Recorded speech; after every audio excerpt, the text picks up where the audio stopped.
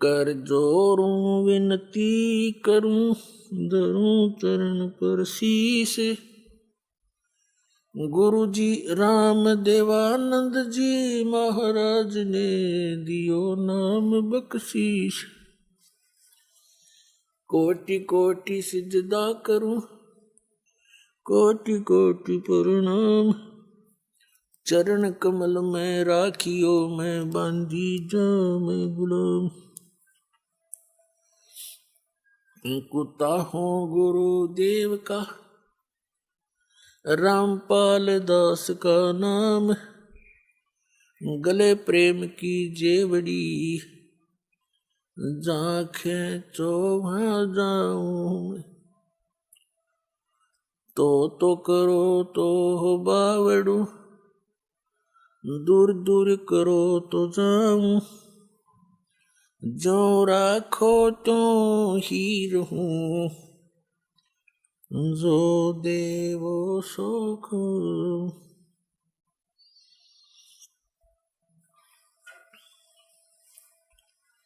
परम पिता परमात्मा पूर्ण ब्रह्म सारी सृष्टि के रचनहार कुल मालिक कबीर देव कबीर परमेश्वर जी की असीम रजा से आप सभी पुण्यात्माएं यथार्थ आध्यात्मिक ज्ञान सुन रहे हैं। परमेश्वर सर्वशक्तिमान, सभी आत्माओं के भी जनक, सभी तत्वों के उत्पत्ति करता, ये परम अक्षर ब्रह्म पूर्ण परमात्मा है।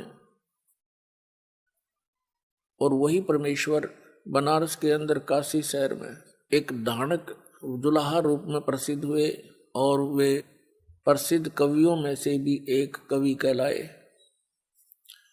हम अपने परमात्मा को ना पहचान कर हमने उस परमपिता को एक कवि और एक जुलाहा शूद्र वर्ण का जानकर उनके द्वारा दिए गए ज्ञान को तो हम पढ़ते रहे, लेकिन हम उनको परमात्मा नहीं मान सके, क्योंकि हमें उस लाल की परख कराने वाला कोई तत्वदर्शी संत मिला नहीं। और जिन महापुरुषों ने कोशिश की, जिनको स्वयं परमात्मा मिले थे, उनकी बात हमने मानी नहीं, क्योंकि हम अशिक्षित थे। अब परमेश्वर कबीर जी की असीम रजा से आप जी शिक्षित हुए, अक्षर ज्ञान प्राप्त हुआ और इस दास को तत्वदर्शी संत बनाकर आपके लिए यहां भेजा। अब हम उस परमात्मा को पहचानेंगे, उनके द्वारा बताए गए ज्ञान को जानेंगे और हम अपना आत्म कल्याण करा के सतलोक चले जाएंगे। परमेश्वर ने स्वयं आकर हमें ज्ञान दिया कि तुम यहाँ के वासी नहीं हो, आपका यहाँ ठौर ठिकाना नहीं है। आग गए ना बावड़े, रहते भी सब जाही। बिन साहेब की बंदगी कहीं ठौर ठिकाना नहीं। जैसे मोती ओस का ऐसी तेरी आव, कहे कबीर करो बंदगी, बोर न ऐसा दाव। पुण्यात्मा, हम सभी प्राणी यहाँ काल के जाल में बुरी तरह जकड़े हुए हैं। ऐसा सुनियोजित षड्यंत्र है इस काल भगवान का। ये जीव सतर की बुद्धि इसको समझ नहीं सकती। परमेश्वर ने आकर के स्वयं ये ज्ञान बताया कि तुम यहां रह रहे हो, ये तुम्हारा ठिकाना नहीं है और यहां कोई भी प्राणी सुखी नहीं है। और आप जी ने इस झूठे सुख को सुख मान रखा है। कौन से सुख को? किसी के पास संपत्ति हो गई ज्यादा, संतान हो गई, 2-3 अच्छा कारोबार हो गया, परमात्मा कहते हैं आपने इसी को सुख मान लिया। फिर हमें याद दिलाते हैं झूठे सुख को सुख कहे ये मान रहा मन मोदे, ये सकल चबीना काल का कुछ मुख में कुछ गोदे। कबीर परमात्मा कहते हैं कि आप जी जिस लोक में रह रहे हो ये काल का लोक है, कसाई का, और ये प्रतिदिन 1 लाख मानव शरीरधारी प्राणियों का आहार करता है, और अपने आहार के लिए ही आप जी को यहां, जैसे कसाई बकरे पालता है, बकरियां पालता है, ऐसे आपको पाल रखा। ये आपको यकीन हो या ना हो, ये सच्ची बात समझ लेना, ये भगवान की बताई बात है, भगवान का दिया ज्ञान है, और हम प्रतिदिन देख भी रहे हैं। ये कोई स्थान है, सारा जीवन हम संतान उत्पत्ति करते हैं, उनके प्यार में लाड में हम कितने मस्त रहते हैं, कितना अच्छा लगता है। 1 मिनट में या तो माँ मर जाएगी या बेटा बेटी मर जाती है। एक एक परिवार के 3-3, 4-4 सदस्य एक्सीडेंट में या किसी अन्य हादसे में खत्म हो जाते हैं, और फिर क्या है, क्या बचा उनके पास। एक बहुत ही दुर्दांत कथा अभी पीछे पेपरों में प्रकाशित हुई थी। यहाँ सिरसा, सच्चा सौदा सिरसा वाले का कोई सेवक थे और सत्संग सुनकर आ रहे थे। उसके बताते हैं कितने 10-12 सदस्य थे, वो सारे के सारे मर गए, एक बूढ़ा जीवित रह गया। ये कोई जीवन है? तो परमात्मा हमें याद दिलाते हैं कि आप यहाँ कसाई के लोक में रह रहे हो, और इसने आप जी को केवल इसलिए पाल रखा है जैसे कसाई बकरे पालता। उसका उद्देश्य क्या होता है, अंडरस्टूड है। और आपकी बुद्धि केवल जीव सतर की है, इसलिए परमात्मा ने आकर अपने बच्चों पर दया करी कि आप मेरी शरण में आओ। कबीर साहब कहते हैं फिर आपके ऊपर काल का जो प्रभाव है वो निरस्त हो जाएगा। फिर आप काल के मुख में नहीं जाओगे, आपको काल नहीं खा सकता। आपके बच्चों की सुरक्षा करेगा परमात्मा, आपकी सुरक्षा करेगा। यदि आपने इस गंदे लोक में भी कुछ भौतिक और सुख प्राप्त करना है तो भी परमात्मा कबीर जी की शरण में आकर आपको यहाँ का वो सुख भी मिलेगा, आपका परिवार भी सुरक्षित रहेगा। लेकिन इसमें सबसे प्रथम मर्यादा बताई है परमात्मा ने। कबीर साहब ने कहा कि जब तक हंसा हमरी आना और काल लगे नहीं तेरा बाना, पग पग पर यो तक तक मारे काल अचानक बाणा। अचानक तीर मार देता है कोई भी कारण बना करके, ये मृत्यु कर देता है। कबीर साहब कहते हैं जब तक हंस मेरी मर्यादा में रहेगा, इस नाम का निरंतर सिमरण करता रहेगा, सतनाम का, उस पे काल का अटैक नहीं हो सकता।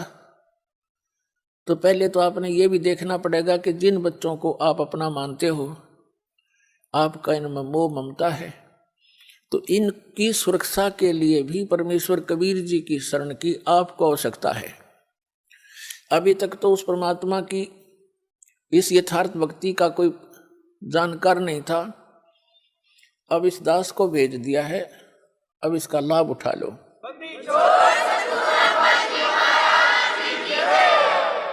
और फिर आप भी सतलोक जाओगे, आपका परिवार भी सतलोक जाएगा। आप पहले चले जाओगे, ये बाद में भक्ति करके आ जाएंगे। जैसे आपका यहाँ जुगाड़ जुड़ गया, ऐसे ही वहाँ जुड़ जाएगा सतलोक में, ऐसे ही परिवार हो जाएगा। फिर वो परिवार आपका ऐसा ही प्रिय होगा, और वहाँ कोई दुर्बुद्धि नहीं, कोई विकारी प्राणी नहीं, वहाँ किसी चीज का अभाव नहीं, और सब सुविधाएं, सब सुख आपको उपलब्ध होंगे। आपको जो यहाँ आप सुविधाएं खोज रहे हो, ये सारी सुविधाएं आपको सतलोक में प्राप्त होंगी और वो सदा रहेंगी। तो उसके लिए आपने थोड़ी सी हिम्मत, प्रयत्न, संघर्ष अब करना पड़ेगा। जैसे हम जिस समाज में रह रहे हैं वो इस तत्व ज्ञान से अपरिचित है। ऐसा जानो जैसे आप विद्यार्थी हैं, वो विद्यार्थी नहीं है। तो विद्यार्थी के लिए जो भी कार्य टीचर बताते हैं और विद्यार्थी उनको ठीक रेगुलर उनको कर रहे हैं, तो वो बच्चे सफल हो जाते हैं। तो जैसे आप जी विद्यार्थी, यदि विद्यार्थी और पहाड़ी ग्वालों को देखकर उन ग्वालों के पास घूमने लग जाए, उन्हीं के साथ सारा दिन धक्के खावे, तो विद्या से वंचित रह जाएगा। तो कहने का भाव ये है, जो भक्ति नहीं कर रहे, परमात्मा की साधना नहीं करते, वो विद्यार्थी नहीं है। उनका अनुसरण करना आपके लिए हानिकारक होगा। इसलिए सामाजिक परंपराओं से आपने उल्टा हटना है, पीछे हटना है। और जो परमात्मा की मर्यादा भंग हो जिस भी कारण से, क्रिया से, उसको नहीं करना है। अब जैसे विद्यार्थी अपनी मेहनत करके, दिन रात पढ़ाई करके और सफल हो जाते हैं, उनको विद्यालय में किए हुए उस प्रयत्न, स्टडी का प्रतिफल फील्ड में मिलता है। जैसे किसी ने अध्यापक की ट्रेनिंग की है, तो उस विद्यालय में नहीं अध्यापक की सुविधा उसको बाहर फील्ड में मिलेगी, अन्य स्कूलों में अध्यापक लग जाएगा। किसी ने डॉक्टर की ट्रेनिंग की है, किसी ने इंजीनियरिंग की है या कोई अन्य पढ़ाई पढ़ी है, तो उसका किया हुआ विद्यालय से बाहर मिलता है। इसी प्रकार आप जी जिनको मानव शरीर प्राप्त है, वो प्राणी विद्यार्थी हैं। इनकी पोशाक भिन्न है अन्य प्राणियों से। तो इसकी ये मोटी पहचान है कि जिनको मनुष्य जीवन प्राप्त है, उनको परमात्मा पाने वाले विद्यालय के अंदर प्रवेश प्राप्त हो चुका है और उनको सब सुविधाएं प्राप्त करा दी हैं घर वालों ने, तो ये समझ लो। और वो बच्चे फिर अपना उद्देश्य भूलकर सांग सिनेमा देखते हैं, शराब पीते हैं, कोठी बंगले बनाने में अपना जीवन नाश करते हैं। तो विद्यार्थी ठीक नहीं, वो महामूर्ख व्यक्ति हैं। इस ज्ञान से आपको ज्ञान होगा, विश्वास होगा कि क्या बताते हैं परमात्मा, सर्व सोने की लंका होती व रावण से रणधीरम, एक पलक में राज बिराजी, जम के पड़े जंजीरम, मन तू सुख के सागर बसरे, भाई और न ऐसा यश रे। अब यहाँ की जो झूठी महिमा, यश प्राप्त करने के चक्कर में इसे अनमोल जीवन को हम बर्बाद कर जाया करते थे। अब इस ज्ञान की रोशनी में हम यह ठोकर खावेंगे नहीं। ज्ञान इसीलिए दिया जाता है कि भटक ना जावें और भटके हुए ठीक ठिकाने आ जावें। तो क्या बताते हैं कि सर्व सोने की लंका थी, रावण से रणधीरम, एक पलक में राज विराजी, यानी राज्य से विहीन हो गए एक पल में। और फिर यम के पड़े जंजीरम, यम के दूत जकड़ के ले गए उसको, रावण को। परमात्मा कहते हैं आप जी यहाँ परमात्मा की इच्छा छोड़कर सतलोक जाने की इच्छा के अतिरिक्त अन्य जो भी इच्छाएं पाले बैठे हो, आपके लिए बड़ी भयंकर है ये। आप बालक हो, परमात्मा कितनी बार आए हैं, असंख्यों बार यहाँ आ लिए अपने प्यारे बच्चों को इस कष्ट से निकालने के लिए। लेकिन काल भगवान ने, यहाँ के स्वामी ने हमारे को इस झूठे सुख की भांग प्या रखी है। इस भांग के नशे में हम परमात्मा को ना पहचान पाते हैं, ना अपने कष्टों को कष्ट जान पाते हैं।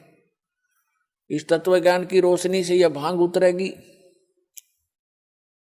और ये नशा आपका कम हो जाएगा। रात को भी निद्रा आनी बंद हो जाएगी। परमात्मा की ये जो ज्ञान है, परमात्मा की महिमा आपको रह रह कर याद आओगी। जैसे किसी को टेंशन हो जाती है तो एक दिन आपकी ऐसी स्थिति हो जाएगी। कबीर साहब कहते हैं कि जैसे पर घर पावना रह उठाए चित, एक समय आपकी ऐसी स्थिति आवेगी जैसे आप जी किसी दूसरे कहीं चले गए, किसी रिलेटिव के यहाँ रिश्तेदारी में, और वहाँ आपको प्रार्थना कर देते हैं कि आज रुक जाओ, आप रुक गए। लेकिन आपको ये पता है कि यहाँ मैं ज़्यादा समय का नहीं हूँ, और अगले दिन आप चलने की तैयारी करते हो। उस दिन भी आपसे प्रार्थना कर लेते हैं कि आज जो रुक जाओ। अधिक प्रार्थना से आप रुक अवश्य जाते हो, लेकिन आपका मन आपके घर पे पड़ा होता है कि वो करना था, ऐसे करना था, ऐसे करना था। तो परमात्मा कहते हैं जब आपको यथार्थ ज्ञान हो जाएगा, आपका यहां से मन उठ जाएगा। जैसे पर घर पावना, दूसरे के घर में मेहमान, रह उठाए चित। इस दास आपको उस कबीर गॉड गिवन ज्ञान से इतना परिपक्व करना चाहता हूं कि आपकी आस्था उस सतलोक में दृढ़ हो जा, और जहां आशा ता बासा होई, मन कर्म वचन सुमरियो सोई। पुण्यात्माओं, हमने जो भी ज्ञान मिला उसके आधार से हमने उसकी आस्था की। अभी तक हमने श्री राम, श्री कृष्ण, श्री विष्णु भगवान, श्री शंकर भगवान, दुर्गा माता, तीर्थ व्रतों का ज्ञान हुआ तो हमारी उनमें आस्था हुई। उसी आस्था के आधार से हम यहाँ भटकते रहे। अब आपकी श्रद्धा, आपकी आस्था उस सतलोक में दृढ़ करनी है, और दृढ़ ज्ञान से होगी मुक्ति, इस नाम से होगी जो दास आपको देगा।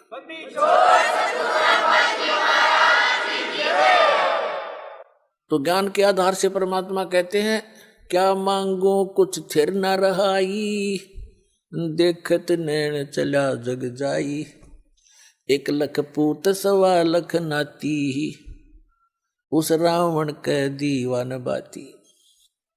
परमात्मा याद दिलाते हैं किसी के संतान नहीं है, वो केवल संतान की ही रट लगा रखी है, भगवान संतान दे, भगवान संतान दे। अब उसका दोष भी नहीं बेचारे का, क्योंकि इस काल भगवान ने हमारे अंदर एक ऐसी प्रेरणा बना रखी है, ऐसा समाज बना रखा है कि पुत्र नहीं हुआ, संतान नहीं हुई तो कोई जीवन नहीं मनुष्य का। ये तो बालकों वाली बातें हैं। बिल्कुल काल की प्रेरणा, काल से रंगे हुए व्यक्ति ऐसी बातें करते हैं जिनको ज्ञान नहीं। और जो भक्त हो जाते हैं, जिनको ये ज्ञान हो जाता है, उसके बाद आपकी स्थिति ऐसी हो जानी चाहिए, जो राखे तो ही रहूं, हमरा के चारा, और खाने जाद खरीद हूं गुलाम तुम्हारा, जो राखो त्यों ही रहूं, जो देवो सो खाऊं। तो परमात्मा की रजा में राजी रहना सीखना पड़ेगा अपने। जिनके यहां संतान नहीं है, तो अब इस परमात्मा के ज्ञान के आधार से वो बहुत ही खुशकिस्मत व्यक्ति हैं जिनका संतान नहीं है। पुण्यात्माओं, आज तक जो भगत और समाज का जो विरोध रहा है, उसका यही कारण रहा है कि समाज की परंपराएं समाज के क्षेत्र की हैं, और भक्तों की भक्ति का जो मार्ग है, भक्ति की जो परंपराएं हैं, वो समाज के बिल्कुल विपरीत होती हैं। जिस कारण से विरोध बन जाता है। जो एक आध बार सत्संग सुनता है तो ये कहता है कि वो तो संतान कोई भी अच्छे नहीं बताता। नहीं, ऐसी कोई बात नहीं। जो ज्ञान है दास वो बता रहा है, और ये ज्ञान है। अभी तक आपने केवल अज्ञान सुना है। अब जैसे एक लेवा एक देवा दूतम, एक समय सुखदेव ऋषि, उसको ज्ञान हुआ, मां के गर्भ में ही उसको ये चेतना होगी कि ये संसार बहुत भयंकर सथल है और इसमें बाहर जाते ही ये तीनों गुण, रजगुण ब्रह्मा जी, सतगुण विष्णु, तमगुण शिव जी, इनके तीनों गुणों का प्रभाव जीव को मां के गर्भ से बाहर जाते ही हो जाता है। मां के गर्भ में इनका असर नहीं होता। उस समय इस बच्चे को, बेटा या बेटी को, अपने पूर्व जन्म की चिंता का भी चेतना रहती है। आगे उसके प्रारब्ध में के कष्ट आने उसको वो भी याद रहते, और बार बार यही रटना लगाता है कि हे भगवान, आपके ज्ञान को आधार बनाऊंगा, परम संत की खोज करके मैं मोक्ष कराऊंगा। लेकिन सुखदेव ऋषि को यह भी ज्ञान था कि बाहर जाते ही हमें मूर्छित कर दिया जाता, जैसे इंजेक्शन लगा के अचेत कर दिया जाता है इन तीनों गुणों के प्रभाव से। अब जैसे मिर्च का स्वभाव है, जैसे कई अज्ञानी कहते हैं कि ब्रह्मा विष्णु महेश गुण नहीं है, वो तो गुणी है। अरे मिर्च गुणी है, वो गुण तो मिर्चे का है, वो जो मुंह जला दे, आंखें में हाथ लाग जाए तो आंख कति कंडम हो जाए। तो कहने का भाव ये है कि ब्रह्मा विष्णु महेश को इस काल भगवान ने अपने पुत्रों को एक एक गुण युक्त कर रखा है। जैसे मिर्च को गुणी ऐसे गुण युक्त कर दिया तो उसके अंदर गुण है, वो कहीं रखी रहे। इन तीनों भगवान अपने अपने राजधानियों में रहते हैं, ऊपर के लोक हैं इनके अलग अलग, और वहां से उनसे निकल रही ये रेज किरणें, ये तरंगे तीनों गुणों की, ये हमें प्रभावित करते हैं। अंदर सब चेतना होती है, मां के गर्भ से बाहर आते ही एकदम बच्चा अचेत हो जाता है, यानी उसको वो याद नहीं रहता तेरे तू कहाँ था, कौन था। सुखदेव ऋषि ने बाहर नहीं, सुखदेव ऋषि मां के गर्भ से 12 वर्ष बाहर नहीं आया। ब्रह्मा विष्णु महेश ने तीनों ने आके कहा, सुखदेव तू बाहर आ जा, और ये मर्यादा भंग मत कर हमारी। 9 महीने के अंदर मां दुखी हो लेती है गर्भ में, गर्भ के पीरियड में, और तुम 12 वर्ष हो गए, या मर्यादा मत बिगाड़े। तब सुखदेव ऋषि ने कहा, भगवान बाहर आते ही आपके तीनों गुण हमें अचेत कर देते हैं, हम भूल जाते हैं उद्देश्य को। आप जी अपने इस त्रिगुणमयी माया को कुछ समय के लिए रोक लो, तब मैं बाहर आऊं। तब उन्होंने कहा, भाई ये तो जबरदस्त प्रेशर है, अधिक समय तक हम रोक नहीं सकते। फ्रिक्शन ऑफ सेकंड, यानी पल के भी कुछ हिस्से तक हम इसका इतनी देर रोक सकते हैं। सुखदेव ऋषि ने कहा, तुम इतनी देर रोक दो। कहते हैं इतनी देर उन्होंने माया रोकी थी, इतनी देर में मां के गर्भ से बाहर आ गया, वो चले गए। अब सुखदेव ऋषि अपनी और नाल को कमर पे रख के चल पड़ा, कंधे पे। व्यास जी, ऋषि व्यास की पत्नी से उसका जन्म हुआ, तो व्यास जी ने कहा, बेटा दर्शन दे, अरे सूरत तो दिखा दे। अपुत्र मोह के अंदर वो बहुत व्याकुल था, और कहा, तेरा मैंने 12 वर्ष इंतजार किया, पुत्र के दर्शन करूंगा, तो बात तो सुन ले मेरी। तब सुखदेव ऋषि ने कहा था कि एक लेवा एक देवा दूतम, और कोई किसी का पिता नहीं पूतम। ऋषि जी, ना जाने कितनी बार तू मेरा बाप बन लिया, और ना जाने कितनी बार मैं तेरा बाप बन लिया। या बूंदी बीमारी है, मेरा रोग कट दे। ऐसे मुड़ के नहीं देख रहा, चलता चलता बातें कर रहा है। एक लेवा एक देवा दूतम, और कोई किसी का पिता नहीं पूतम। ये ऋण संबंध जुड़ा एक ठाठा, अंत में सब 12 बाटा। इतना कहकर वो आकाश में उड़ गया सुखदेव ऋषि। पूर्व जन्म के भक्ति शक्ति से उसकी बैटरी चार्ज थी, आकाश में उड़ गया। व्यास जी खड़ा खड़ा देखता रह गया। तो पुण्यात्माओं, यहां आपस में जो आप जैसे कोई रिश्तेदारी से जुड़े हो, पिता पुत्र बनकर जुड़े हो, पुत्री बेटी पत्नी बनकर जुड़े हो, ये आपका ऋण संबंध है, पिछला संस्कार है। कोई लेने आ रहा है अपने कर्जा, कोई देने आ रहा है। एक लड़का इतना लायक है, अपनी कमाई करता है, मजदूरी मेहनत जो भी करता है, और पिताजी शराब पीता है, तो वो पिता उस बालक से पिछले जन्म का कोई ऋण ले रहा है। एक ऐसा पिता है, सारी उम्र माया जोड़ता है और पुत्र उसका फिर सिर फोड़ता है और शराब पीता है, गाड़ी खरीदने की जिद कर लेता है, यानी उसका नाश करा कर छोड़े। तो कहने का भाव ये है, एक लेवा एक देवा दूतम, कोई किसी का पिता निपुतम, ऋण संबंध जुड़ा एक ठाठा, अंत में सब 12 बाटा। 12 बाट का अर्थ अपने अपने रास्ते जाएंगे, जहां संस्कार पूरा हुआ वही मृत्यु हो जाएगी। जब तक आप कबीर परमेश्वर की शरण में इस दास के माध्यम से नहीं आओगे, तब तक आपका एक जैसा भी संस्कार है वही मिलेगा, उसमें कोई परिवर्तन नहीं हो सकता। तो उसके आधार से आप अपना केवल ऋण ही चुका रहे होते हो। बेटा मर गया, माता पिता भाई बहन सब शेष बचे हुए टक्कर मारते रहते हैं, मारे जाओ। अब वो तो आने से रहा, उसका समय पूरा हुआ, उसका ऋण खत्म हुआ, जितना लेना था वो लेकर चला गया। ऐसे बहुत सी कथाएं हैं जो कथाएं नहीं, सच्चाई है। एक व्यक्ति था, उसको एक पुत्र प्राप्त हुआ, उसकी पत्नी की मृत्यु होगी, उसने रीमैरिज की, उससे भी एक पुत्र प्राप्त हुआ, फिर दोनों की ही मृत्यु होगी। बड़े लड़के का विवाह कर दिया था, छोटा लड़का अभी छोटी आयु का था जो दूसरी पत्नी से प्राप्त हुआ था। तो दोनों की मृत्यु होगी, 2 बच्चे शेष रहे और बड़े लड़के का विवाह हो चुका था। कुछ दिनों के बाद वो छोटा जो लड़का था वो रोगी हो गया।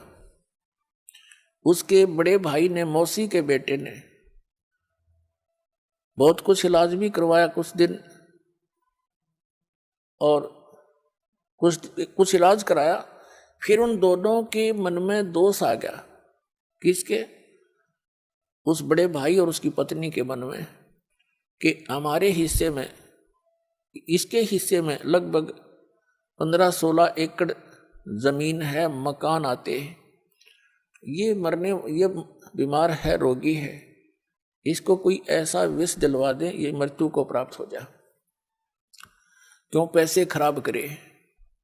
उन्होंने उस वैद्य से संपर्क किया जो उसका ट्रीटमेंट कर रहा था, उसको लालच दे दिया कि उसने कहा मैं 500 रुपये लूंगा और इस काम न कर दूंगा। उसको 500 रुपये दे दिए, उसने ऐसी औषधि दे दी, विष डाल करके वो लड़का मृत्यु को प्राप्त हो गया। अब बात समाप्त हुई, भाई बच्चा बीमार था, मर गया, कोई ऑब्जेक्शन, कोई शंका किसी को नहीं हुई। लेकिन भगवान से कैसे छुपा देंगे हम? अब क्या होता है कि 1 वर्ष के बाद उनका पुत्र हो गया, 1 वर्ष के बाद उनको पुत्र हुआ और उस इकलौता पुत्र के लाड प्यार में न्यौछावर हो गए। अब अच्छा खाना खिलावे, बड़ा लाड प्यार से पाले, गिने दिनों में वो युवा हो गया। जब 16, 17, 18 वर्ष का हो गया तो उसका विवाह कर दिया। पहले बाल विवाह की प्रथा थी, तो विवाह कर दिया। विवाह होने के बाद वो बालक बीमार हो गया, रोगी हो गया, असाध्य रोग हो गया। अब वो तो अपना बेटा था, इसलिए इलाज कराना अनिवार्य था। सब जगह झाड़ फूक वालों से इलाज कराया, वैद्यों से महंगी को दवाई दिलवाई, आसपास सब जगह लुट पिट के फिर लुटपट लिए, लेकिन फिर भी रोग में कोई लाभ नहीं। और कुछ आधे से अधिक जमीन को भी सेल करके बेच के वो धन भी बच्चे के ट्रीटमेंट पर लगा दिया। एक दिन वो दोनों बैठे बैठे उस बच्चे के मुंह की तरफ देख रहे थे। चारपाई पकड़ चुका था, अस्थि पिंजर शेष था। तब उस लड़के ने आवाज लगाई कि भाई साहब मेरी बात सुनना। अब उसका जो पिता था वो पास बैठा था, उसने कहा कि बेटा मैं तेरा पिता हूं, मैं भाई नहीं हूं। उसने सोचा कि ये बच्चा इतना रोगी होने के कारण इतना हो गया कि मुझे पहचानना भी बंद कर गया। तब उस लड़के ने कहा कि तू मेरा भाई है और सुन ले बात सारी, तूने मुझे विष देकर मरवाया था और मैंने वो अपना ऋण चुका लिया है, आधी जमीन से भी ज्यादा तेरी बिक चुकी है, और ईब तेरा और मेरा एक कफन और लकड़ी का हिसाब किताब शेष रह रहा है, वो इकट्ठी कर ले। मैं तेरा वही भाई हूं, तेरे पुत्र के रूप में जन्मया हूं। अब उनको आंखें खुल गई उनकी, कहने लगा भाई बात सुन, मेरा तो कुल नाश हो गया, क्योंकि इकलौता पुत्र था और आश्रय ही नहीं, 20 साल ब्याह 20 वर्ष से ऊपर विवाह को हो गए हैं, उसके बाद कोई संतान नहीं। मैंने तो जैसा किया था मेरे को परिणाम मिल गया, मिलना चाहिए था मेरे जैसे नीच ने। पर भाई एक बात और बता दे, इस जो लड़की तेरे विवाही आई है इसका क्या दोष है? अब उस समय सती प्रथा थी, पति मरने के बाद उसकी पत्नी को जीवित जलाया जाता था लकड़ियों में। तब उसने कहा, पूछा कि इस लड़की का क्या दोष है जो तेरी पत्नी है? तब उस लड़के ने बताया कि वो वैद्य कहाँ है जिसने मुझे जहर दिया था, विष दिया था। उन्होंने बताया कि आपकी मृत्यु के 2-3 वर्ष बाद उसकी मृत्यु हो गई थी। उस लड़के ने बताया कि ये मेरी पत्नी वो वैद्य है, इस दुष्ट को अब सजा मिलेगी, यूं कहकर वो प्राण त्याग गया। पुण्यात्माओं, ये 100 की 100 सत्य बातें हैं, क्योंकि जब तक हमें परमात्मा का डर नहीं होता हम इनको कान्ना पर टाल देते हैं। कोई ये कह सोचता है कि वैसे कथाएं नहीं। कबीर साहब कहते हैं, तुमने उस दरगाह का मैल नहीं देखा, धर्मराज के तिल तिल का लेखा। तो कहने का भाव ये है पुण्यात्माओं, फिर भी जो भी आपका ऋण संबंध जुड़ा है, परिवार है, बेटा है, बेटी है, माता पिता, भाई बहन है, अब इस ऋण को हमारे लिए तो ये भारी बात है। जैसे किसी का 1-2 लाख रुपया कर्जा हो, उसकी मित्रता किसी अच्छे सेठ साहूकार से हो जाए जिसके करोड़ों की संपत्ति हो, तो उसने उसके ऋण मुक्त करने में 2 मिनट लगेंगे, 2 लाख रुपया पकड़ा देगा, ले बेटा ले ले, हो जा तेरे जब दे दिए ना तो मत देना। ऐसे भी नेक पुरुष हुआ करते थे। तो ये समर्थ शक्ति कबीर साहब है।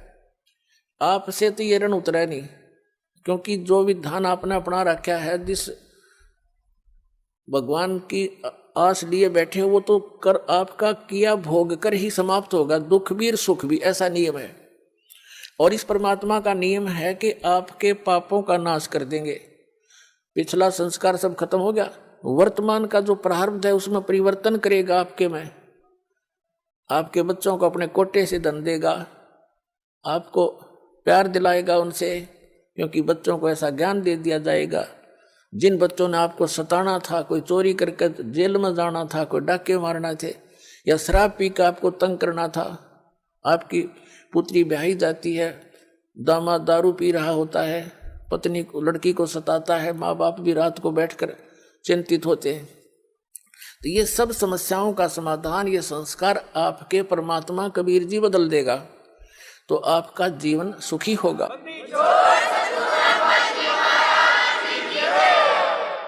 और रही बात जिनके संतान नहीं है, ये सत्कर मान लेना, उनका कोई ऋण शेष नहीं है, वो तो कति किनारे पे बैठे मोक्ष के पे, जब थोड़ी सी बुद्धि रखते हो तक। जब तक आप समाज में देखोगे तो यही जूते खाओगे। सभी महापुरुषों ने कहा है कि लोक लाज मर्याद जगत की तन जो तोड़ बगावे, जब कोई राम भगत गत पावे। लोक लाज ना कीजियो निर्भय हो रहिए, यो मन संतों दीजिए तो गोविंद पाइए। जैसे मीराबाई से उसकी मां ने कहा था, सत्संग में जाना मीरा छोड़ दे, सत्संग में जाना मीरा छोड़ दे, हाय मारी लोग करे तकरार, सत्संग में जाना मीरा छोड़ दे। हाय मारी लोग करें तकरार, सत्संग में जाना मीरा छोड़ दे। मीराबाई ने एक बात कही थी, सत्संग में जाना मेरा ना छोटेरी, सत्संग में जाना मेरा ना छोटेरी। हारी चाहे जड़ के मरो संसारे, सत्संग में जाना मेरा ना छूटेरी। हारी चाहे जड़ के मरो संसारे, सत्संग में जाना मेरा ना छूटेरी। और कबीर परमेश्वर जी भी कहते हैं, लोक लाज मर्याद जगत की, ये एक बंधन बेड़ी है, एक बंधन ये बेड़ी है आपके। लोक लाज से हमने उल्टा हटना है, हमने परमात्मा के मार्ग को ग्रहण करना है। और सोई जन उबरे जिन तोड़ी कुल की कान। कबीर साहब कहते हैं, कुल करनी के कारण, जो परंपरागत जो परंपराएं हैं आपकी कुल की खानदान की, कुल करनी के कारण हंसा गया बिगो, और जब यू कुल के कर लेगा तू चार पाया का हो। कबीर साहब कहते हैं, आज तो तू लोक लाज में आकर भगवान से दूर हो जाएगा। लोग, क्योंकि जिनको ज्ञान नहीं हो तो आपका विरोध करेंगे ही करेंगे। जब आपको ज्ञान हो जाएगा ना, फिर ना सुनो उनकी, चाहे कितना भी अपने संघर्ष करना पड़ो। संघर्ष में लड़ाई नहीं होती, उनकी बातें नहीं माननी, ये संघर्ष हमारे लिए। तो कहते हैं, जब तू गधा बन के खड़ा हो जाएगा चार पाया का, जब यू कुल के डाल लड़ा देगा तेरे, जिसकी आज तू आन कान मान कर भगवान से दूर हो जाएगा। तो कबीर साहब कहते हैं, कुल करने के कारण ये हंसा गया बिगो, यानी इसने अपना नाश कर लिया भक्ति का। और तब यू कुल के कर लेगा तू चार पाया का हो। तो इन बातों से डर के आप भक्ति कर सकते हो। और पुण्यात्माओं, खुद भगवान बतावे, आंखों देखा संतान, वो संत बतावे जिनको परमात्मा मिले, और चारों सभी सदग्रंथ बतावे, तो फिर उस बात में कोई त्रुटि नहीं होती। ऐसा प्रमाणित ज्ञान आपको इस चौथे युग में ही मिल सकता है। और इस चौथे युग का यही वो प्राइम टाइम है। और धन है आपके माता पिता जिनसे जन्म हुआ, आपका ऐसे समय में जन्म, और ये मनुष्य जीवन, और ये क्षेत्र पूरे विश्व में यदि वर्तमान में कोई अक्षेत्र बचा है तो भारतवर्ष का वो अक्षेत्र है कुछ, जिसमें अभी विकार अधिक घर नहीं कर पाए हैं, जैसे मांस, शराब, ये बकवाद। तो अब ऐसे स्थान पर आपका जन्म हुआ। वैसे तो परमात्मा ने, चाहे कोई कसाई भी है, इस भक्ति से, इस परमात्मा के नाम से उनका भी उद्धार होगा, क्योंकि ये मंत्र इतना जबरदस्त है। इसको चाहे कोई भी जाप करो, बुराइयां त्याग दे, जैसे पहले होली सो होली, पिछले सभी पापों का नाश कर देगा ये भगवान। बड़ा दयालु है, इनके पास वो समर्थ शक्ति है। ये मंत्र यथार्थ है, जिसकी थोड़ी भक्ति से भी घना लाभ आपको होगा। तो प्रत्येक प्राणी पार हो सकता है, ये रास्ता ठीक मिल गया। तो क्या बताते हैं, आप वो पुण्यात्मा हैं जो इस मार्ग पर लग रहे हो, किसी ना किसी कारण से आप यहाँ पहुंच रहे हो। आप कोई दुख में यहाँ आया है, किसी से सुनकर कि वहाँ ऐसे राहत मिलती है, वो तो 100% है, वो तो दुख आपका दूर होगा ही होगा। वह तो चिंता करने की जरूरत नहीं आपने, पर विश्वास आपका चाहिए।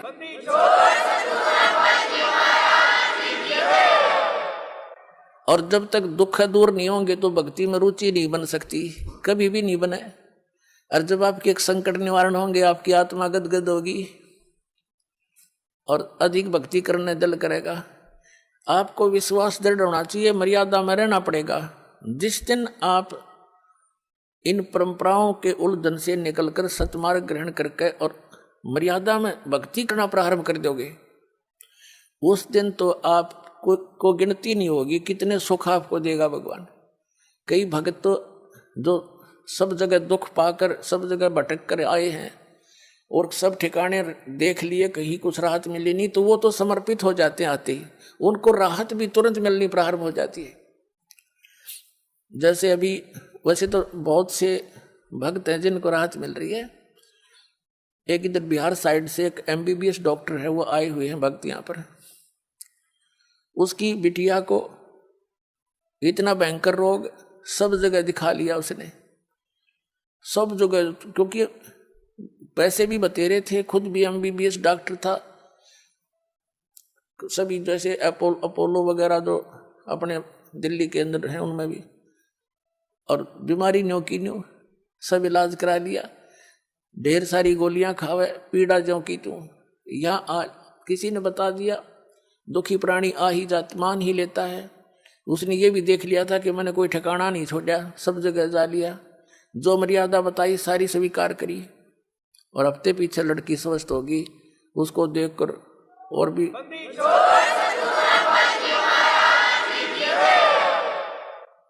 तो कहने का भाव ये, फिर वो जा करके उसने वहां बताया, सबने देखा, क्योंकि सब उसके मित्र प्यारे जहां वो क्लिनिक रखी थी वो सब को पता था कि लड़की बहुत दुखी थी। तो उसने उसको ये कह रहा था कि मैंने कई इंजेक्शन देने पड़ते थे डेली, पेन किलर के, फिर भी नहीं चिल्लाया करती थी। और यहाँ तक कह दिया था गोली दवाई मत देना, क्योंकि आपने जो कसर छोड़ नहीं रखी। उसी दिन से वो दवाई छोड़ दी थी उस बेटी ने, आज तक स्वस्थ है वो, 2-3 महीने की बात हो।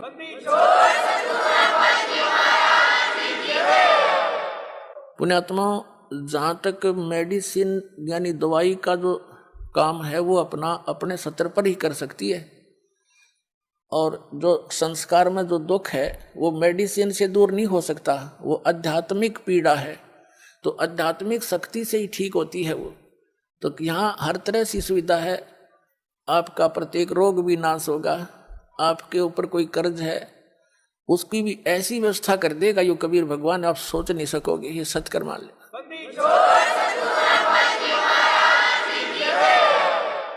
जैसे 2 नंबर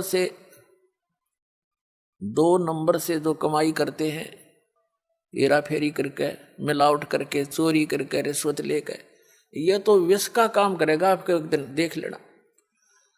आपको पता नहीं, अभी तो हम देखा लग रहे हैं सभी। एक व्यक्ति बता रहा था, कहने लगा जी नाम लेने से पहले मैं 10 रुपये की काम करूं था, 20 का नुकसान होया करता, और कर्जा हो गया। आज से 10-15 वर्ष पहले की बात है, 1-1.5 लाख रुपया कर्जा। 10-15 साल पहले 1 लाख राज के 10 लाख कर्जा, समझ लो। इतना दबाव था उसके ऊपर, दीक्षा ली, कुछ अटपट भी कराया करता, वो बंद करवाई, शराब पीना, मांस लेना खाना, और कोई मिलावट नहीं करेगा, जो भी तू काम करेगा नियत से कर, देख भगवान पर की रजा देखना। तो उसने क्या किया, दृढ़ हो गया वो कि मेरी हेरा फेरी तय और सारी बकवादा थी, कर्जा तो कम होता नहीं, मैंने इनकी सारी बात मान के देखता हूँ। 1 वर्ष के अंदर अंदर क्या हुआ, उसका एक मित्र था, उसके पास कुदरती चला गया, 2-3-4 वर्ष के बाद मिला था उससे। उसने कहा तू एक काम कर कि मेरी यहाँ से ट्रांसफर होगी, उसका मित्र था, कोई अधिकारी था, और एक प्लाट है मेरा यहाँ पर, इसको तू ले ले। तो उसने कहा, मैंने वो कह रहा था, मैंने कहा मेरे पास पैसा तो एक भी नहीं है। कहना फिर दे दिए, तू इसको ले ले, संभाल लेगा, मैं जाता हूँ दूर, और ये मेरी पत्नी का नाम है, तो अपने नाम करा ले। पैसे दे दिए जब हो तेरे पे। अब उसने उसके नाम, अपने मित्र के नाम प्लाट करा दिया। कुछ उसकी इंक्वायरी की समस्या थी, अब परमात्मा 100 कारण बना दिया अपने भगत के लिए। तो क्या हुआ, 1 वर्ष के बाद, 2-3 महीने के 4 महीने के बाद क्या हुआ, उसके साथ से एक बाईपास निकल गया। पहले वो 100 रुपये रेट था, तो जब 400-500 हो गया एकदम। वो कहने लगा जी, उसके 5-6 महीने के बाद एक व्यक्ति आया, प्रॉपर्टी डीलर, वो नाम नूम देख के किसका है, उसने कहा प्लाट बेच ले। अब भाई ले ले, मैंने बेचना था नहीं अभी, मैं सोचू था और बड़ी कीमत हो जा। मैंने उसके 1.5 लाख रुपये मांगे, और मेरे हिसाब से वो 40,000 का था। 16,000 का मुझे पड़ा था उस समय। मैं सोच रहा था 40,000 का हो गया होगा बस गणित गणा।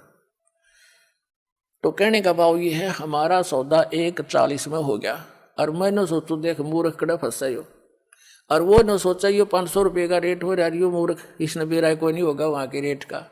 अब दोनों का सूत आ गई, और लेने वाले ने भी बेनिफिट, बेचनी है जीस आ गया, तुरंत तो बयाना दे गया, नहीं होता 30,000 रुपये बयाना दे गया। तीसरे दिन रजिस्ट्री करा ली।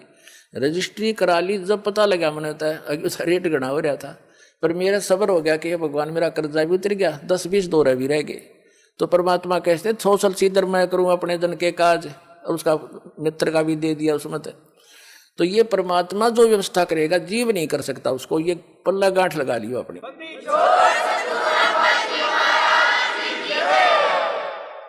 तो पुण्यात्माओं, हम भगवान को छोड़कर अपनी दुर्बुद्धि के कारण जो गलतियां करते हैं, वो हमें हानि करती हैं, लाभ नहीं। और अब रही बात, उसको इतना विश्वास हो गया, फिर तो माया वापस हटता है इंसान जब इसकी सच्चाई का पता लगता है। तो पुण्यात्माओं, परमात्मा साथ है तो माया तो उसकी छाया की तरह साथ रहेगी आपके, यहाँ कमी नहीं रहने देगा आपको, ये समझ सकती है। कहते हैं जैतन राजपाट भी चाहिए, हमारा धर ले ध्यान।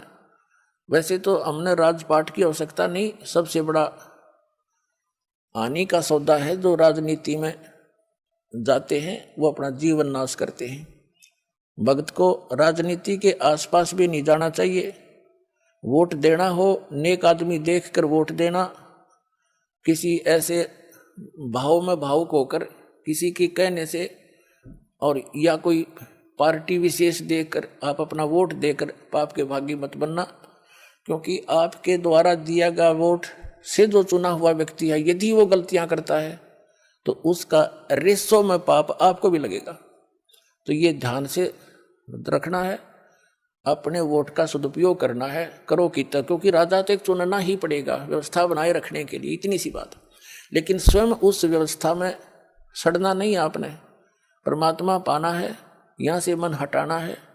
और यहाँ के राजाओं की क्या स्थिति है, हम कथा इतिहास पढ़ा करते हैं, मोहम्मद गौरी ने इतनी बार चढ़ाई करी, 16 बार चढ़ाई करी, फिर विजयी हुआ, विजयी होकर के कला तोड़ दिया, इतने आदमी मरवा दिए, और 5-7 वर्ष राज्य करा, फिर मृत्यु को प्राप्त हो गया, गदा अपने अंडा। वही क्या था मोहम्मद गौरी। तो हम इन बकवादों को याद करके उन इतिहासों को अब दोहराएंगे। अब कोई राजा है, मंत्री है, मुख्यमंत्री है, 10-5 वर्ष मुख्यमंत्री रह भी गया तो के कला टूट गया, कल न कुत्ता बनकर शहर चपट्टे यही करता फिरेगा। तो हमने इस बीमारी को याद रखना है, या लगन नहीं देनी अपने, यो रोग से दीर्घ।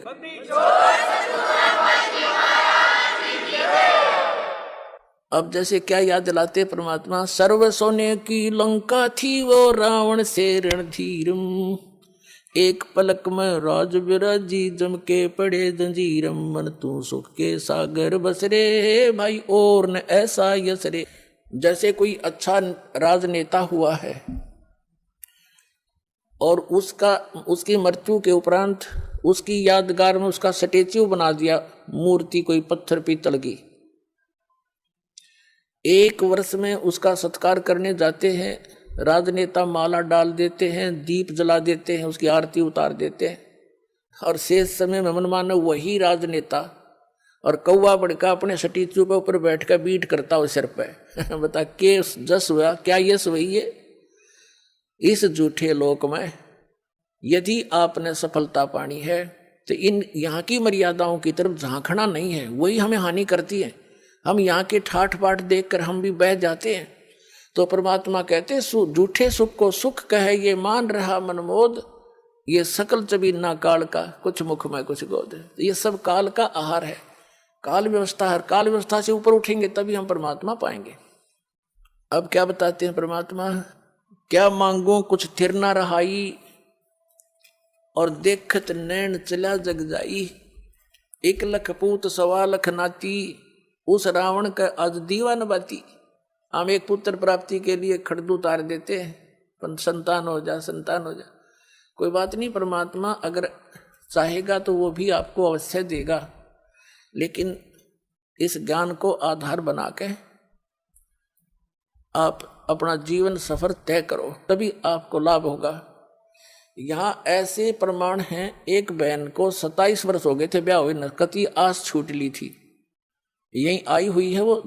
अब पिछले वर्ष 2 कन्या दे दी उसको, 2 लड़कियां। नो बोली जी घनी खुशी होगी, मन था कन्या मिल गई। यानी अब उसने केवल वाह मांगी भगवान तय, ई भगवान मांग ले दूसरी बात से, पर अब तक तो वह 2-3 साल से थी यही मांग करी थी। एक बहन का 57 वर्ष की आयु होगी थी, एक लड़की होकर फिर कोई संतान नहीं थी। लड़की का विवाह हो लिया था, पोता पोती दोता दोती हो गए थे उस लड़की का, यानी बच्चे हो गए थे। उसके बाद उसने नाम लिया, यह डिमांड रटलाई रखी, 57 साल की उम्र में लड़का दे दिया भगवान ने। अगले तो यो खिलौना मांगे।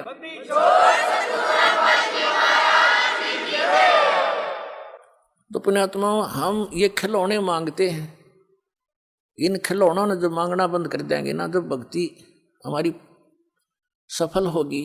कबीर साहब कहते हैं, होले सुहागण सुरता त्यारे, मालिक गिरी जान है तो होले सुहागण सुरता त्यारे, मालिक गर जान है तो होले सुहागण सुरता त्यारे, मालिक गिर जाना है तेरा सोन सखर बरतार, मालिक गिर जाना है। क्या बताते हैं? सुरता यहाँ आत्मा को कहा जाता है कि होले सुहागण सुरता त्यार, तूने मालिक घर जाना है। सुहागण का अर्थ है जिस आत्मा ने, जिस प्राणी ने गुरु के माध्यम से दीक्षा प्राप्त कर ली, समझो उस गुरु ने आपका नाता जुड़वा दिया, आपके पतित हैं। आत्मा का पति परमात्मा है। तो जिनको उपदेश दीक्षा मिल गई वो सुहागण होगी, और जिन्होंने नाम लिया नहीं है तो अभी कंवारी आत्माएं हैं। तो अपने पति के घर तो सुहागन ही जाएगी, यानी जिसका नाता सगाई ब्याह हो गया वही जाएगी। तो यहाँ परमात्मा इस आत्मा से कहते हैं, होले सुहागन सुरता त्यार, मालिक घर जाना है, तेरा सुन शिखर बरतार। तेरा पति सुन शिखर में, सुन स्थान पर, सबसे ऊपर की चोटी पर, उस सतलोक के अंदर तेरा पति रहता है। होले सुहागण सुरता त्यारे, मालिक गिरी जान है तो होले सुहागण सुरता त्यारे, मालिक गिर जान है तेरा सोन सखर बरतार, मालिक गिर जान है। नाले धोले ओढ़ पैर लेकर 16 श्रृंगार, नाले धोले ओढ़ पैर लेकर 16 श्रृंगार, आज नहीं तय तड़के परसों आवेंगे तेरे लड़ियार, मालिक घर जाना है तो होले सुहागण सुरता त्यारे, मालिक घर जाना है। गुड़िया खेलत उम्र गवा दी, लाया नहीं विचार, गुड़िया खेलत उम्र गवा दी, लाया नहीं विचार। अब क्या बताते हैं परमात्मा कि जो गुड़िया का खेल खेल रहे हो आप, तुमने इस ज्ञान को आधार नहीं बनाया। जैसे छोटे पहले समय में क्या होता था, बच्चों की पढ़ाई नहीं होती थी, लड़कियां उनका केवल जैसे जब तक माँ के घर पर रहती थी तो अपने माता पिता के यहाँ अपना जैसा भी जिसका कर्म था वो कार्य किया करती थी, और फिर अपने पति के घर जाकर के अपने क्रिया में व्यस्त हो जाती थी। तो जब तक लड़की छोटी होती थी छोटी छोटी लड़कियां क्या करती थी, जैसे बड़ी बहनों की या बुआ की जिसकी शादी हो चुकी होती है उसके लिए पहले दहेज तैयार करा करते हैं। और हमने देखा हमारी जो बड़ी बहनें थी उनके लिए घर पे ही टेलर को बुला लिया जाता था। और वो ऐसी व्यवस्था थी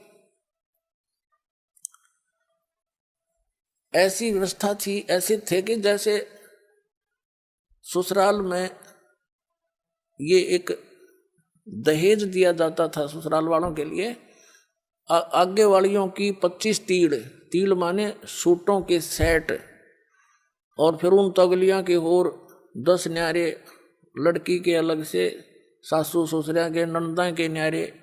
तो ऐसे वो बनाया करते थे, उनको अलग अलग सेट करके रख दिया करते थे, ये लेने देने की, ये पहनने की। तो छोटी लड़कियां जो देखा करती थी तो फिर वो क्या करती थी, जो टेलर आता था कपड़े सिलता था उसमें से छोटे छोटे टुकड़े बच जाते थे, वो छोटी बहन उठा लेती थी और उनको ऐसे सत्तून की तह बना कर रख लेती थी। एक गठड़ी बांध लिया करती, ये 25 तीड़ अगली की, ये 15 पछलियाँ की, या गुड्डों की 10 गुड्डी की, 10 दुल्हे के एक गुड्डा बना लेती अपना, एक गुडिया उन्हीं कपड़ों में 2 बना लेती थी। और फिर उनका ब्याह करती थी, फिर उनके कपड़े ये तेरी दूसर की, ये तेरे फलाने की, वह गठड़ी बांध लेती थी। और उसके उस चीथड़ों में से कोई दूसरा भाई बहन एक आध चीथड़ा निकाल लेता, वो टुकड़ा रो रो कर रुदन मचा देती। वह उसको कोई पूछता बेटी क्यों रो रही है बहन, तो वह कहा करती हाय मेरा सूट निकाल लिया, हाय मेरा सूट निकाल लिया। अरे क्या किसा सूट था, वो फिर उसने धमकाओ ला इसका सूट का, वो लिखा इतना चीथड़ा, वो इतना कपड़ा, उसने नो कहा यूं था, हाँ यूं है, यूं दे मेरा उल्टा है। फिर वह शांत होगी। उस चीथड़े ने वह सूट मान रही थी तील। और जब उस बेटी का विवाह हो जाता है, युवा हो जाती है, तो फिर उसको ओरिजिनल तो दूल्हा मिले, वो तो गुड्डा गुडिया गेल खेला करती, और ओरिजिनल सासू ससुरिया का बेरा पट्टे, ओरिजिनल सूट दिखे उसने। फिर उसको कोई ये कहे कि तू आजा गुड्डा गुडिया का खेल खेल ले, सपने में भी ना खेल लेवा। तो पुण्यात्माओं, जब आपको उस सतलोक वाले दुल्हे का ज्ञान हो जाएगा, सब आत्माओं का एक का पति है, वो एक ही मालिक है। और फिर वहां जो सुख होगा, आप यहाँ संसारिक इन सुखों को, एक बेटा हो जाए, एक बेटी हो जाए, कार हो जाए, कोठी हो जाए, कहते ये तो गुड्डा गुडिया के खेल हैं, और ये असंग जन्म हो गए तुमने खेल त्याने, ये गुड्डे भी समाप्त, तुम भी नष्ट, और फिर गधे गधी बनकर फिर धक्के खाते फिरो। अब क्या बताते हैं परमात्मा, जिन बहनों की इस लोक लाज में आके, या वैसे विशेषकर बहनों को ज्यादा प्रेरणा रहती है, क्योंकि ये माइया जो होती है, कोई ना कोई आकर उसके इंजेक्शन लगा जाती है, हे भगवान एक बालक तो चाहिए था इसके, वह ना चाहती रहा फिर भी उमंग पैदा कर दिया उसके। और इस ज्ञान से पुण्यात्माओं यो कति नाश हो जाएगा, जब थोड़ा सा जान दोगे, सच्चाई से परिचित हो जाओ, फिर भगवान देव तो उसका अपना, उसको उसी ढंग से हम डील करेंगे और प्यार से रहेंगे। भगवान की भक्ति बच्चों से भी कराएंगे, आप भी करेंगे, उनका भी मोक्ष हो जाएगा। और भगवान चाहता है कि तुम पीछा छुटवाओ यहाँ से, तो फिर जानबूझ का अपने गल में लठ बांधना चाहिए। जैसे पशु के गले में एक बांध दिया कर दे खूटा सा, नौ चालन दे गट्टिया पे लग गए, और फिर भी आपने 100 कह तो भी बांध देंगे, कोई चिंता ना करियो, कदे कोई इसे बात में दुख मान जा।